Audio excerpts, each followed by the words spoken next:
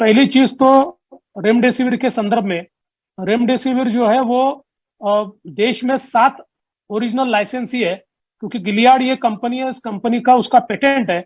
इन 7 लाइसेंसीज को हमारी केंद्र की सरकार ने जो पैंडेमिक एक्ट है उसको इन्वोक करते हुए 20 लाइसेंसेस और देने को लगाए। इनको लोन लाइसेंस कहा जाता है, यानी इन्होंने लोन पर अपना लाइसेंस और 20 लोगों को दिया है, और हमने रेमडेसिविर का प्रोडक्शन रैंप अप किया है। केंद्र सरकार ने इसके साथ साथ अभी सारा जितना प्रोडक्शन रेमडेसिविर का होता है, वो रेमडेसिविर के जो ये सारे मैन्युफैक्चरर्स है, इनको एक एक स्टेट को असाइन किया है। जैसे महाराष्ट्र में हेट्रो को असाइन किया है, सन को असाइन किया है, या और 2-3 कंपनीज जो है इनको असाइन किया से 4-5 फार्मा कंपनीज को उन्होंने असाइन किया है, और उनको कहा है कि उनका जितना माल तैयार होता है उसका कोटा तय कर दिया कि ये कोटा महाराष्ट्र को मिलना चाहिए। और इसमें देश में अभी अगले 10 दिनों में जो 18 लाख रेमडेसिविर तैयार होंगे, उसमें सबसे बड़ा कोटा ये महाराष्ट्र को दिया है। पहले महाराष्ट्र को 2,37,000 का था, वो बढ़ाकर 4,35,000 किया था। आज और 40,000 से महाराष्ट्र का कोटा बढ़ा है, और 4,75,000 रेमडेसिविर इंजेक्शन ये महाराष्ट्र को मिलने वाले, जो देश में सबसे ज्यादा है।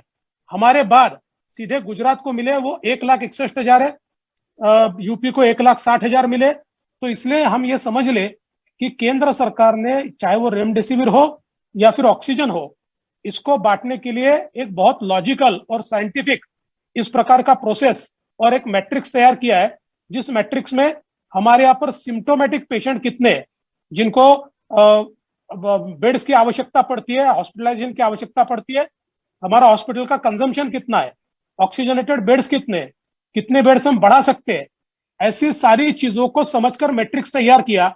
और इसके कारण महाराष्ट्र और राजस्थान जैसे जो बीजेपी के राज्य नहीं है, उनको बड़ा फायदा इसके कारण हो रहा है। ऑक्सीजन के मामले में कुल मिलाकर जो देश में ऑक्सीजन है, उसमें 1800 टन ऑक्सीजन ये महाराष्ट्र को मिलता है।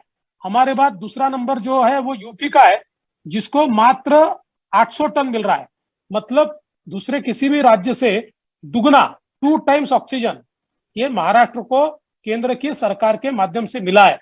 तो हम लोग ये बिल्कुल साफ कह सकते हैं कि केंद्र सरकार ने लॉजिकली, साइंटिफिकली, मैट्रिक्स के आधार पर अपने सारे रिसोर्सेस का आवंटन किया है।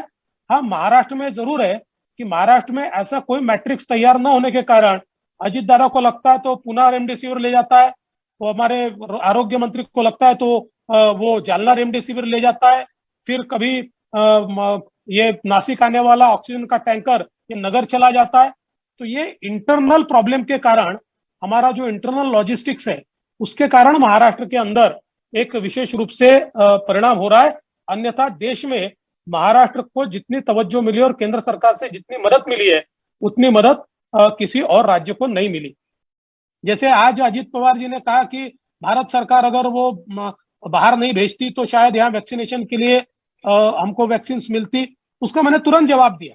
और इतना ही नहीं, तो मैंने एक सवाल पूछा कि महाराष्ट्र की सरकार रोज कह रही है कि वैक्सीनेशन में हम नंबर 1 है, हम नंबर 1 है, तो वैक्सीन क्या आकाश से पैदा हुए, जमीन से उगे? ये सारे के सारे वैक्सीन केंद्र की सरकार ने महाराष्ट्र को दिए, इसलिए वैक्सीनेशन में महाराष्ट्र नंबर 1 है। अगर महाराष्ट्र को वैक्सीन ही नहीं मिलते, या महाराष्ट्र के साथ अन्याय होता, या दूजा भाव होता, तो महाराष्ट्र कभी वैक्सीनेशन में नंबर 1 नहीं जाता। तो इसलिए मुझे लगता है कि जैसे दादा ने कहा, सेवा तो करनी है, लेकिन उसके साथ साथ इन सारी चीजों का जवाब भी हमको पूरी ताकत के साथ देना है। भारतीय जनता पार्टी के कार्यकर्ता, पदाधिकारी, एमपी, एमएलए बैकफुट पर किसी को जाने की आवश्यकता नहीं है। इसका कारण हमने किया है। हमको किसी को गलत बयानबाजी करने की आवश्यकता नहीं है, झूठ बोलने की आवश्यकता नहीं है। झूठ बोलने के लिए प्रयास लगता है, सच बोलने के लिए प्रयास नहीं लगता, सिर्फ हिम्मत लगती है। तो हिम्मत तो हमारे पास है और सच हमारे साथ है। उस सच को हमने रोज बोलना चाहिए और इनको पॉलिटिकल जवाब भी देना चाहिए, ऐसा मेरा मानना है।